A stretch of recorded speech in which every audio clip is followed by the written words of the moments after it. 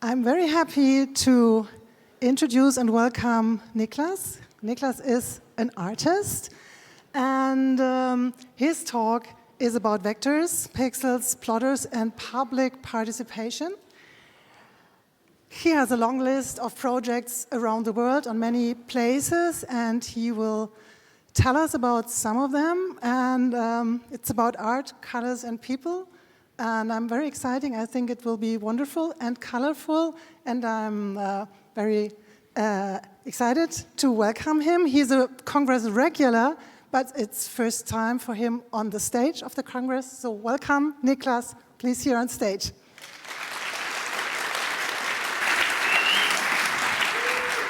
Thank you, Petra.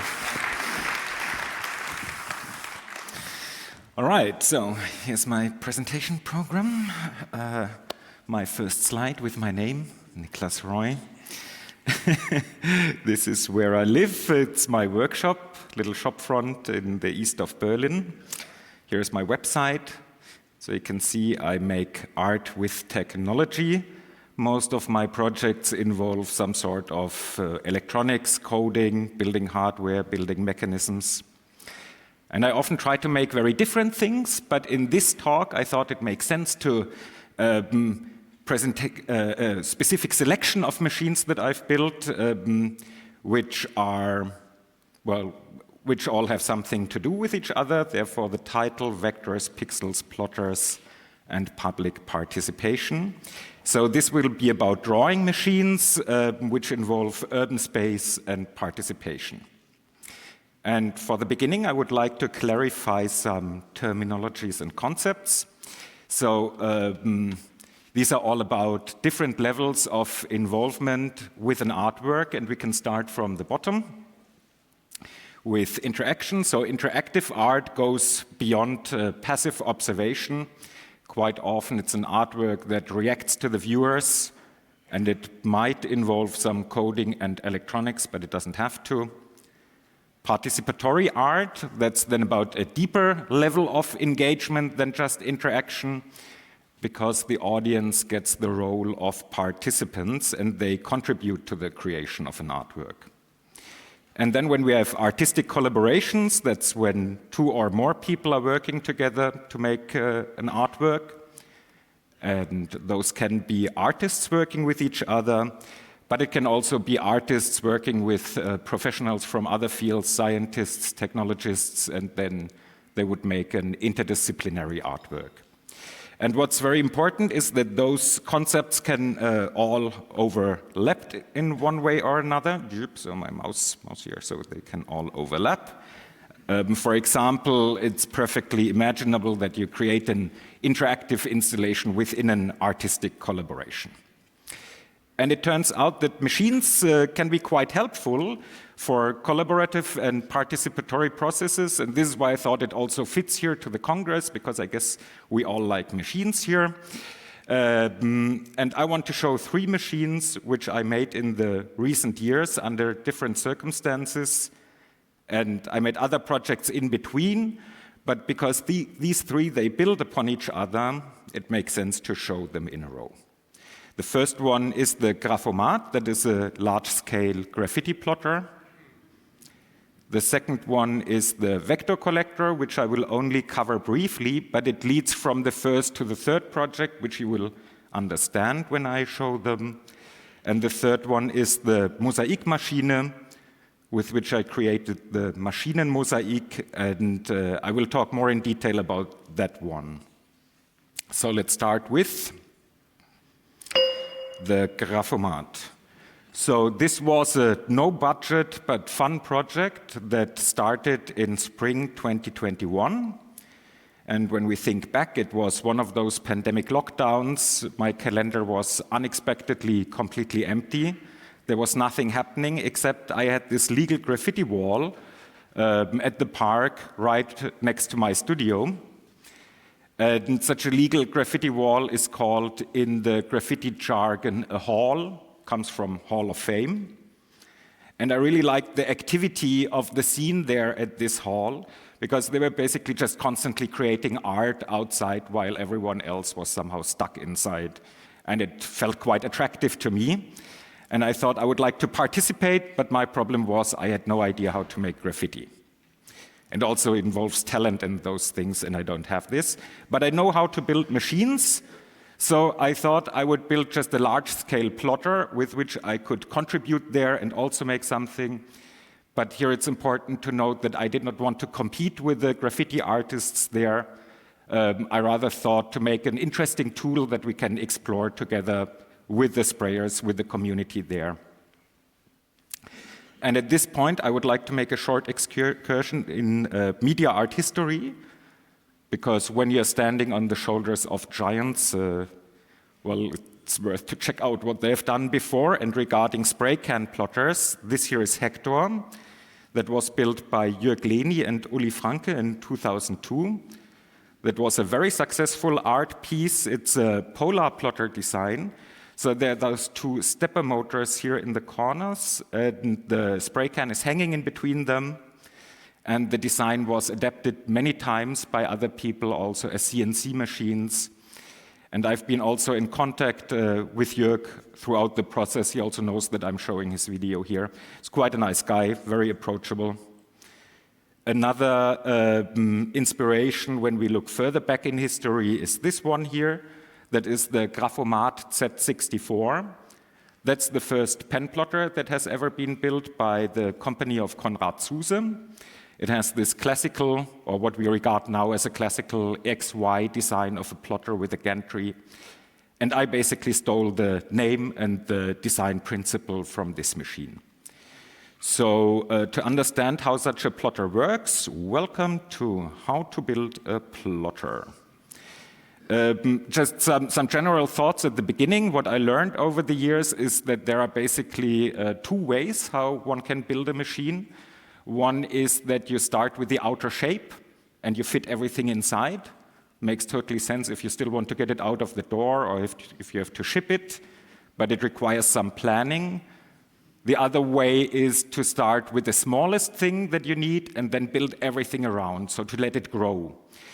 And that's quite a good quick and dirty approach in my opinion. So in this case, I went for the second approach, for this quick and dirty, let it grow approach. And the most important part was, of course, a spray can. And what I also had was a cordless drill from Aldi with a broken battery. Maybe you know this problem when you have cheap cordless drills. So it was still working, but the battery didn't work anymore. And I wanted to recycle it because I like recycling. So I built everything around those parts. And when you have a cordless drill and a spray can, it's actually quite easy with a pulley and a washing line to build an X-axis mechanism and move the spray can left and right. So my neighbor, who's also our janitor, he had the same. He also likes to shop at Aldi. He had the same cordless drill, and he gave it to me. And you can see already, when you have the X-axis and it moves left and right, the spray can, you can just move it up and down with the second cordless drill. So this is what I've built next. So because I didn't want to manipulate the cordless drills by hand, I also used a controller. And now we have one problem because it can move the spray can, but the controller doesn't know where the spray can is located, so we need some sort of a feedback here. And I used optical encoders and those strips with black and white stripes. So basically, there are some sensors, and they are just counting the black and white strips on the stripes. So this keeps track of the position of the spray can, basically. So there's another thing missing. We need a data source so that the controller knows where to move the spray can. There I used a simple SD card reader that I've built, and of course a power source. There I used a 12-volt motorcycle battery. These are the specs.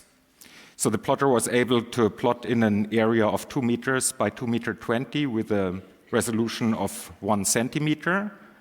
And these here are the real devices. So what you can see here is the controller at the bottom, and attached with Velcro on top is an SD card reader. And the next slide will be a video of the machine in action. That was one of the first tests. And they can recognize already that it makes it also quite unusable for illegal purposes because it's quite loud, and it's also quite slow. So what you're going to witness in the next slide is how I was experimenting with raster images, and I thought to make some portraits. I was curious how well this works. I used transparent CMYK spray paint, and I made a low-res portrait of Konrad Zuse because I didn't want to use the stereotypical test images for computer graphics. So let's have a look.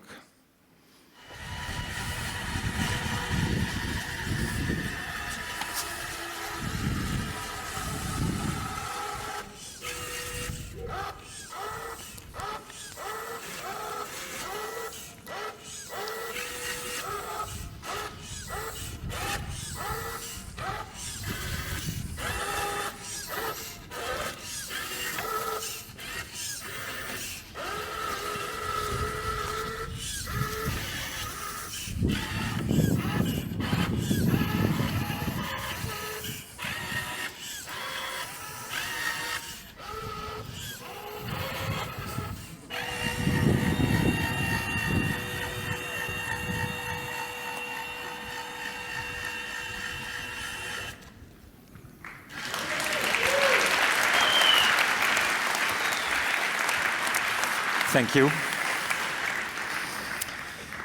So there happened actually quite a funny thing when I came back the next day, because the sprayers were quite confused about what happened there.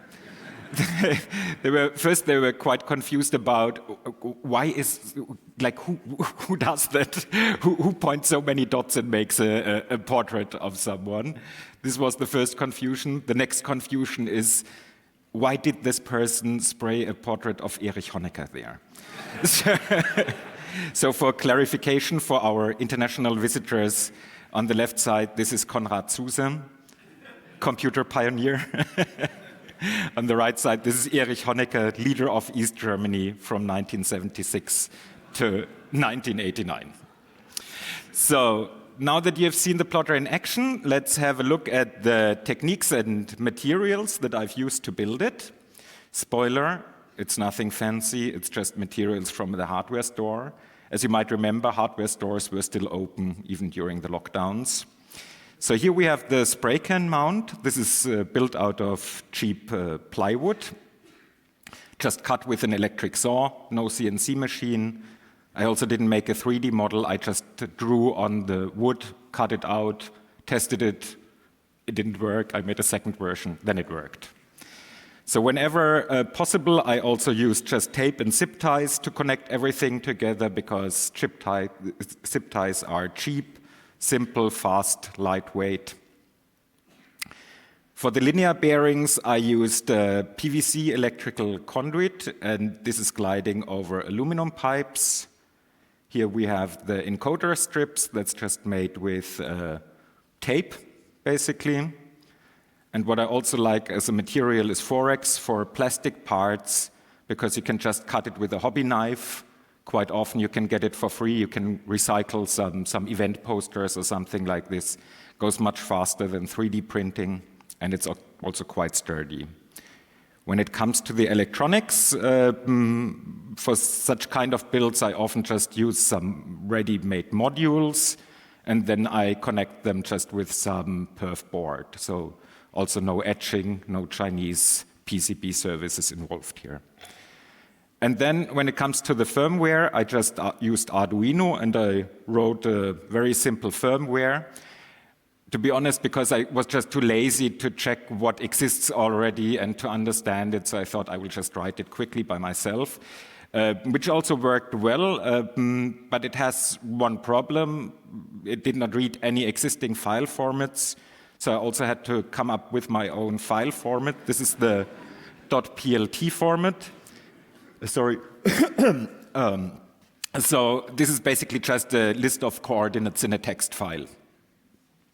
And when you have your own image format, what do you need next? You need an image editor, some sort of a drawing program. So I wrote this in processing, with which I could edit and create PLT files.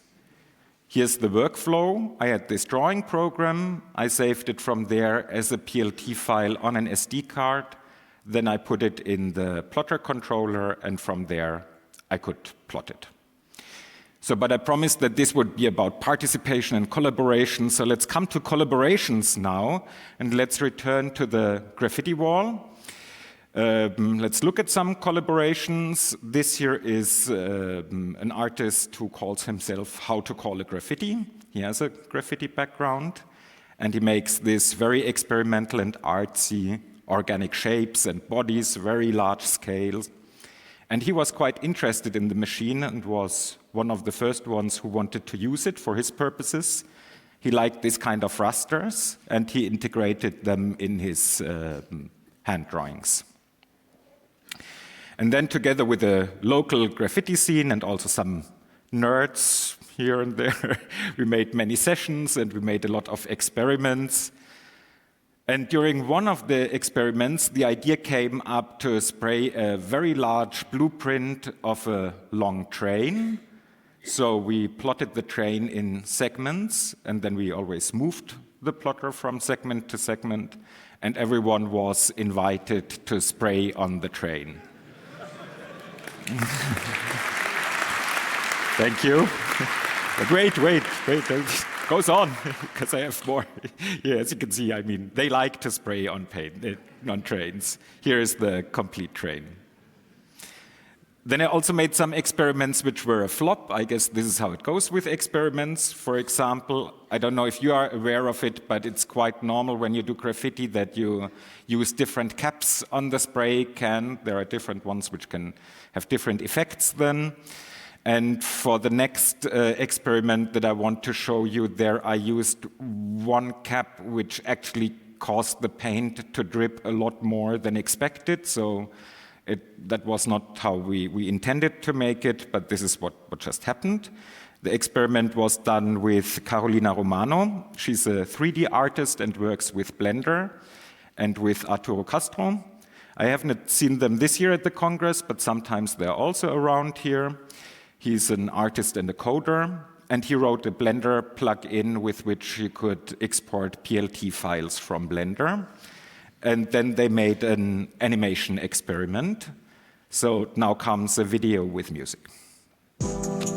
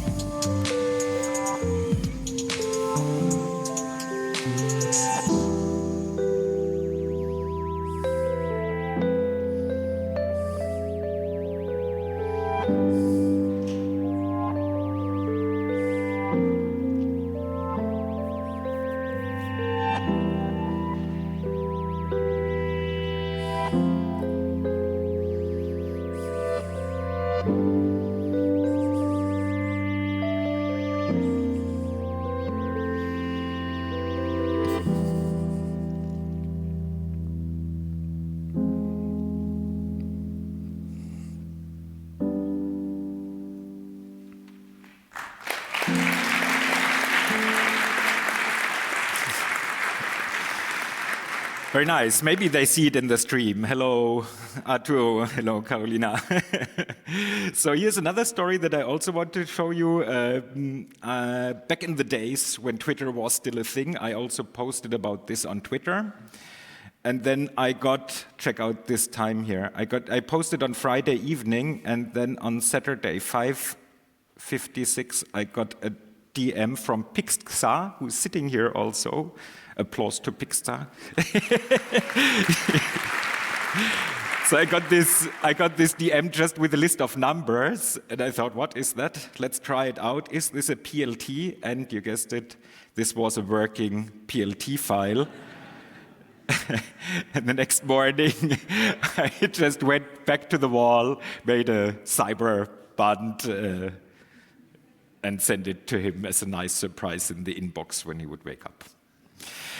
So up to now, everything came from SD card that we have seen, but we can also have a look at some alternative input methods for the plotter. For example, I also built a joystick because it was quite fun to control it also in real time, standing in front of it, also plotting high up. And I made many more experiments, including one that happened here around the corner in front of the St. Pauli Stadium together with Carolonia. There we made a workshop where people could control it from at home. That was like a Zoom conference, and with WASD and the keyboard, they could control the plotter, basically. So this worked with webcams, WebSocket, you guessed it. And I don't want to elaborate too much on it, so you can have a look at the project documentation on my website. There you can also find all these codes and everything if you want to dive deeper into it. So now have your cameras ready, because these are all the Insta handles of all the people who collaborated there with the machine. If you want, you can check them out. I haven't been on Instagram before, but this graffiti scene, they somehow forced me into this social network. So let's come to project number 2, the vector collector. So this is now a low-budget production. You can see it gets more expensive. And as I said, I will only cover it shortly, but it binds the first and the third together. It's a project that I've done together with my partner Kati Hüppe in 2021. So the background here is that we have been invited for an artist residency in Chemnitz. That's next year's Capital of Culture also. So for such an artist residency, you are basically invited as an artist to make an artwork somewhere for an institution usually. And often this is also comes along with a theme, and the theme in that case was drag and drop, and it addressed urban space, digitization, participation, and our idea was to build an interactive installation on wheels that we can basically drag around the city, drop everywhere, and people can do something with it. So did I want to tell more here? What's up with my slides? So here is, this is the result of the machine. So people could basically make drawings with the joystick. And once finished, the participants got their drawing that they have made, officially stamped and numbered. But we also got something. We got the digital data because we had a little SD card module there also on the machine, and we were just logging every joystick movement and every drawing. So that way we could basically digitize what's in the head of the people in Chemnitz. And the machine started out with a donation from Exhain. We got this very nice plotter from Exhain. Here, applause for Exhain, please. World famous hack and make space, which also I think has on the first floor here an assembly. They gave us this old Hewlett-Packard plotter, which worked super well for about 5 minutes, and then smoke came out. The whole electronics was trash, and I couldn't save it anymore. But the mechanism still worked well, so we quickly turned it alive again with a hack out of gear motors and some encoders and a lot of hot glue and Arduinos. And then I was also just recycling the firmware from the graffiti plotter because it was basically working the same.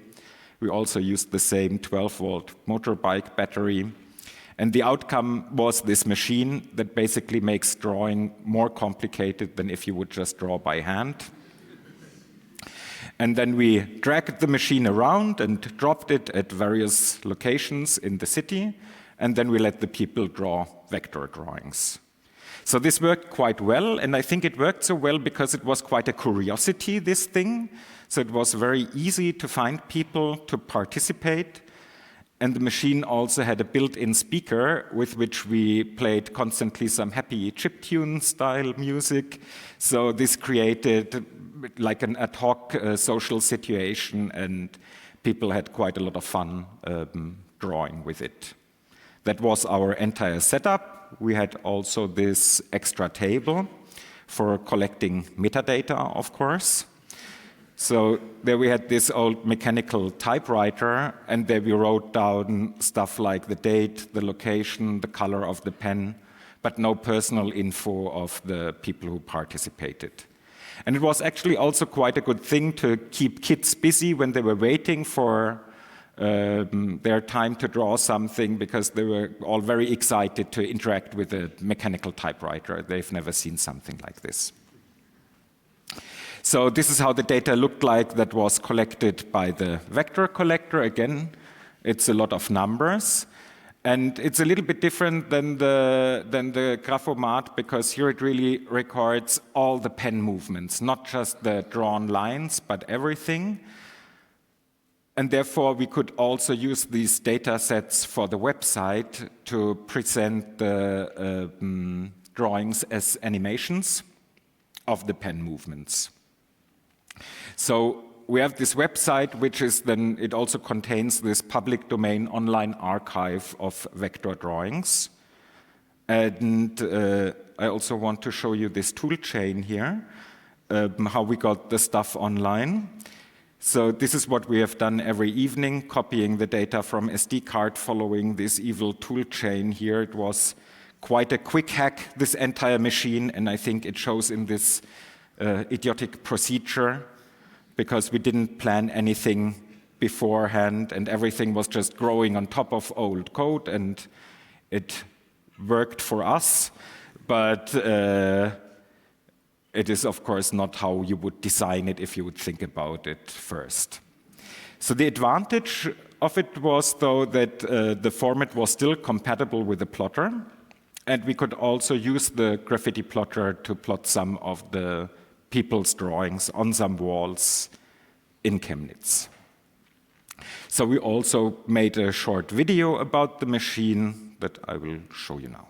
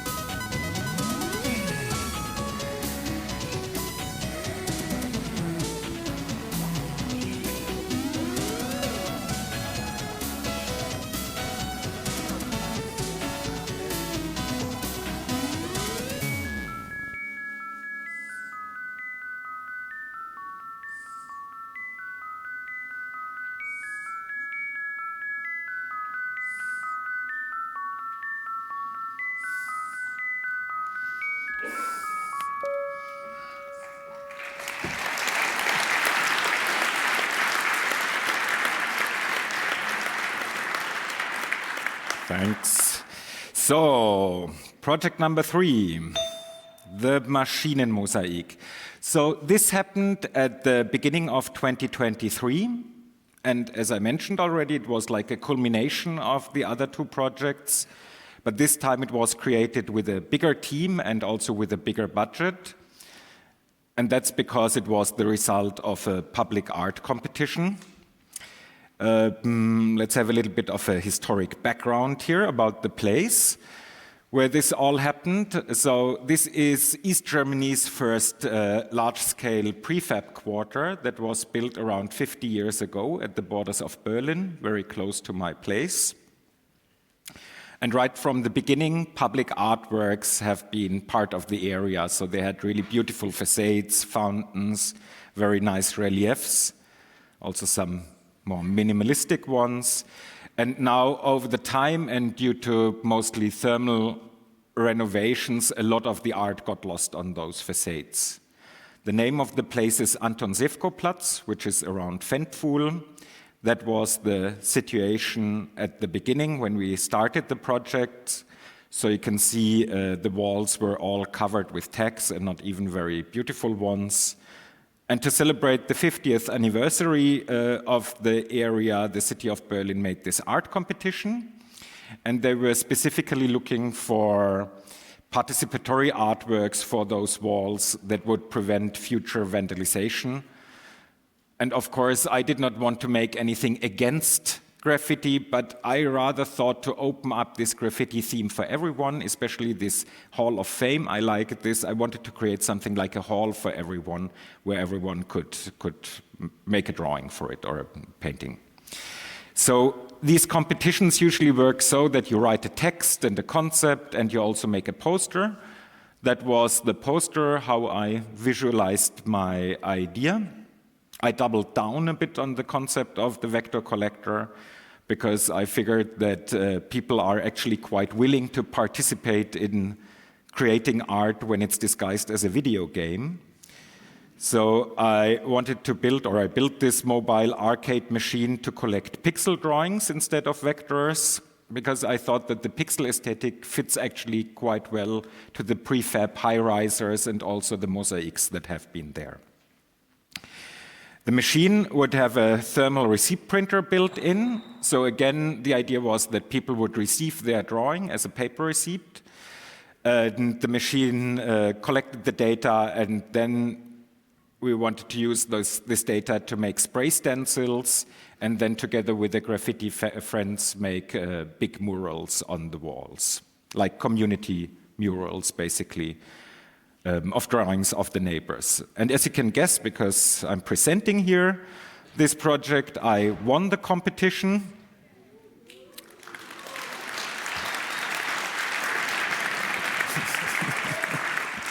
And that's the real machine, the mosaic machine. On the right side, you can see the interface. What I find always very important is that it's a very simple interface, because I don't want that people start to learn my interface concept. I want that they can use it right away. What you can also see there, that it's symmetrical, so there are those black and white buttons on both sides, because there are people who are left-handers and others rather prefer the right hand. There were also some potties on the back with which I could change the speed of the interface, because some people are slower, others are faster. And altogether, people spend a lot more time with this machine than with the vector collector, and I think it's because they could basically make corrections there. You could not do this with the vector collector. That's a screen recording of the very simple drawing program. So you can see it's a 32 by 32 pixel grid, and the participants could just draw black and white images on them.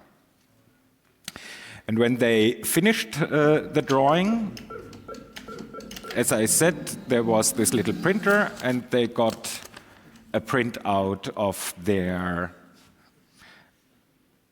drawing. So the machine was constantly connected to the internet, and the drawing was then also uploaded directly to the gallery on the project website. And over the course of several weeks, often together with my friend and neighbor Paul, we visited many places, and he assisted me. That's, for example, the public library in the neighborhood. We've also been in a youth club. It made people quite curious, this machine, so this guy stopped me when I was walking back home, and he wanted to try it out. And what is also quite clear is that people really like giveaways, so they were quite happy to receive this kind of little prints. It's also, you know where to put them, everyone has a place to put little paper receipts. And what I find quite important that we have always been with the machine, Paul and I, to moderate it, basically, moderate the process. I think that was quite helpful because you could communicate the overall concept and it's easy to get in touch. It's basically a very good conversation starter, such a machine. So the people who participated were quite diverse. We had a big age range. The youngest ones were about 3 years old, the oldest older than 90 years old. And over the course of 10 weeks, we collected more than 500 drawings at and around Anton Sewko-Platz. Now let's have a look at the technical side of the project. We will start with the hardware. My first concern when I thought about the machine was the screen, because I thought it would have to work outside, also in very bright daylight. And there exist commercial screens for that, but they're super expensive. And as I mentioned before, I like recycling, and I had this old 4x3 screen in the basement. So I just removed the backlight, and I got a very bright ceiling LED light and put it behind. And that way, I got a cheap and recycled, very powerful display.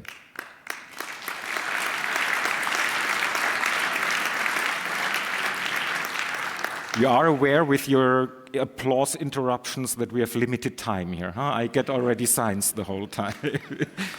And I think good night. So this time I made actually a 3D model. So I built it from the outside to the inside. The arcade cabinet was about 2/3 the size of a normal arcade cabinet. That had two reasons. One was accessibility. That was actually the main reason that I had in mind. I wanted that kids and people in wheelchairs could use it as well. But then I discovered that it's actually also super helpful just for moving the machine. The material, again, was plywood. And besides the monitor that I mentioned already, there are all kinds of other things inside this arcade machine. And all those things were wired then up according to this hardware block diagram. Here we have another diagram. This shows how the software works. And I don't want to go into details, but I just wanted to mention that everything was programmed there in JavaScript and PHP. So everything worked there automatically with the uploading. This here, for example, is the drawing game that ran full screen in a web browser, and then the drawings were stored as a JSON file. And then the public website with this mosaic gallery is this little box here. And then one thing that I also want to mention is this layout tool that I programmed to finally design stencils. So it was quite a streamlined process. Here's a screen recording of this layout tool. So there I could select drawings and resize, invert them, rotate them, position them. And I could basically combine the drawings of different people to create then one stencil. And this I could export and then cut with such a hobby cutting plotter. And the size there is 60 by 60 centimeters, and we used thick wax paper for this, so we experimented with a few different materials, and that worked quite well. Over the course of several weeks, we plotted there hundreds of stencils, and the aim was really to have a stencil of every motif and also have every motif at the wall at the end. So here's a closer look at some of the stencils. This is a background stencil because we first wanted to structure the walls with a background tile pattern and then go with the motifs on top. So due to the big number, the management of the stencils became quite a big challenge. This is something that I didn't really think through beforehand. But what we've done then is we made stacks with different types of motifs. So we categorized them by the motif, basically by the themes. And we had themes like geometrical patterns, nature, names, figures. And then I bought a lot of spray cans. And I called my graffiti friends, and we made some spraying experiments.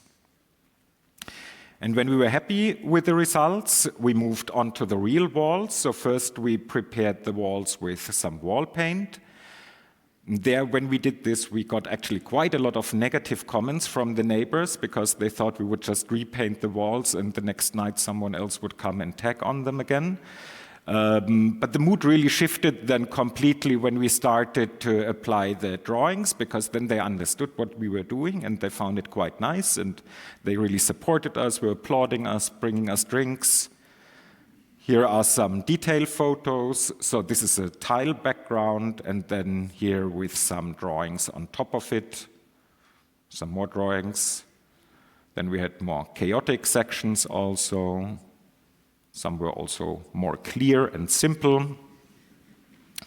Then we also had this tiny house as our base at the square, and there we had the mosaic machine and the plotter installed, and the neighbors could come over and also make some last-minute designs and then spray them themselves.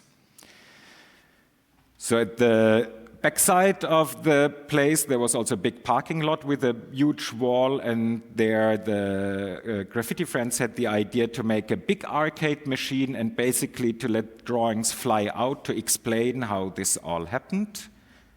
And this is now a video clip of the finished walls. So this is close to the swimming pool. There are all water-related motifs. And then closer to the park, we have more nature-themed things. So this is about 500 square meters on 4 different walls. It's a lot to discover. And the participants were actually quite excited to see then the finished piece, because many of them kept their little printout, and then they could compare, or they could basically, it was like an egg hunt. They could find their own contribution. And now, 1.5 years later, it's still in good condition. There's some small text here and there, but they were quite easy to cover again with some mosaics.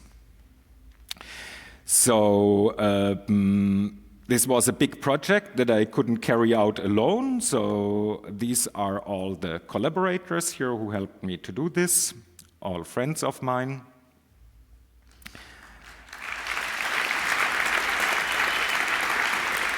Thanks on behalf of them. And such a big project didn't just involve a bigger team, but also it took a longer time. That's the timeline. The duration was several months from the beginning to the inauguration. Here's the inauguration party, the first unpixelated photo here. So there are some neighbors who contributed on this photo, the team, a politician who held a speech, the architect of the area. And if you want to find more about it, Maschinen Mosaic is the project website in German with a gallery, and niklasroy.com/mm is more background and in English, and also all the codes and everything. There's also a longer video. So now we have how many? 1 minute left for the conclusion of those 3 projects. So we can have a look at different sides of the project. Let's see what we can cover in 1 minute. If we look at the technical side, what I have learned is that it's really worth to invest in a better software architecture right from the beginning and build a proper tool chain, make everything automatic. On the social side, what I've learned is that machines are really top conversation starters, might be quite useful for the fellow nerds also. This is how you can get easily in touch. And that moderation has a lot of value. And then on the creative side, what I really liked is how rich the data sets are. That if you involve other people, that you basically get a lot of creativity for free, and it's some sort of creativity that you get ideas that you wouldn't just have yourself. So this is all the data sets also are released in the public domain. So if you have any idea what to do with vectors or many pixel images, then go for it. You can find everything on my website, niklasroy.com. I have also some social media profiles about which I don't really care that much. I always publish here on my diary some photos, and yeah, that's it basically. So thanks a lot. And I'm at 0 minutes. Timing worked out. Very good. Thanks.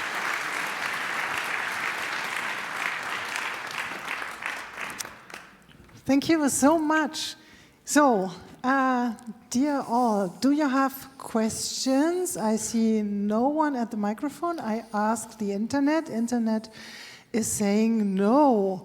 I have to say, it was wonderful to watch, and you make some places so look much nicer than what maybe I expect in my personal expectation. For instance, Chemnitz, which is a place in Eastern Germany. For those who don't know it, it's in Saxony. And it's a place which is maybe in the news in the latest years for right-wing people, for Nazis, for stuff. And what you showed us is there are people who like to participate, who like to work with you, who are creative and stuff. And that's so nice to see a different part, a different phrase of such a place. So for this only, I have to say thank you, because it's not so like, it's not what I maybe expect of this place. I guess next year we will hear more from and about Chemnitz in a more positive light, I hope, when it becomes the capital of culture. So there will be, I guess, quite a lot of news. But Chemnitz has also beautiful sides. Not everyone is like right-wing there. And you remind us, so that's really, that's a nice thing. Yeah. So I check the microphones, 1, 2, 3, You can also have 4. just a comment. If you don't have a question, comments are also okay. But it's also okay if that's it. Someone wants to say something. Okay. Thank you very much. A question, please. No, there. I was asked for a comment. Thank you for showing us this awesome work and how you participated and communicated with all the people you involved. It's really nice. Thanks a lot. Thank you. Hey, the next. You said you collected those mosaic drawings over the course of 5 weeks. It's a long time. Did you get paid for that? Yeah, I said this. So this was it was 10 weeks, I think. So the whole project took almost half a year, and it was an art competition. So this is like public art. This works so that you have a budget and you have to come up with a concept for this budget. So I knew how much money there would be, and then I had to come up with an idea, what do I want to do with the money. So this kind of calculation is then part of it. So everyone was paid, and everyone was actually, in this case, also paid quite well. First, I see you, microphone 1. First, microphone 4, please. Yes, so thank you for your talk, and I loved all your product. So if you do projects like this regularly, how do you store all the stuff you make? Or do you have to disassemble it afterwards? Because it's quite big. This is really a good question. Yeah, thank you for thinking about this as well. I think most people don't really think about it. Yeah, so the problem is you become your own art collector, and you can do this for a while if you don't manage to sell the stuff. Then recycling is a way to deal with it, so to make something new. To give it away, also distribute it somehow. Here's a nice gift. and our basement is actually quite full. Yeah. So it's a problem. I think there should be artist grants for just storing artworks also. Yeah, that would be good. Yeah. Thank you. Hey, microphone 1, please. Yeah, great project. What was the second button on the vector machine for? The one first for drawing, and there was a second. You mean at the joystick, or? Yeah. It's the same. It was mirrored that you can, okay. left hand, Yeah. right hand. Okay. Yeah. But the thing is, there I actually learned it, because I was building the joystick and I was drilling the hole from the backside, and I just wanted to have one button in there. But the mirroring problem. I drilled it at the wrong position. I thought, okay, well, it will get 2 buttons. And this is actually when I realized, hey, it's much better like this, because it's more accessible. And since then, I'm always trying to build mirrored interfaces.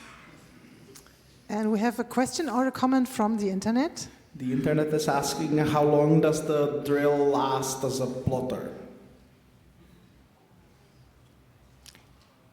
Is it more about how long well, I can answer. So the battery lasts for a day of plotting, and the drills are still alive. So I cannot tell. Lasts obviously quite a while. Okay, with this good news in the end, we finish. Thank you very much. Thank you, Niklas. All right, thank you. Thanks.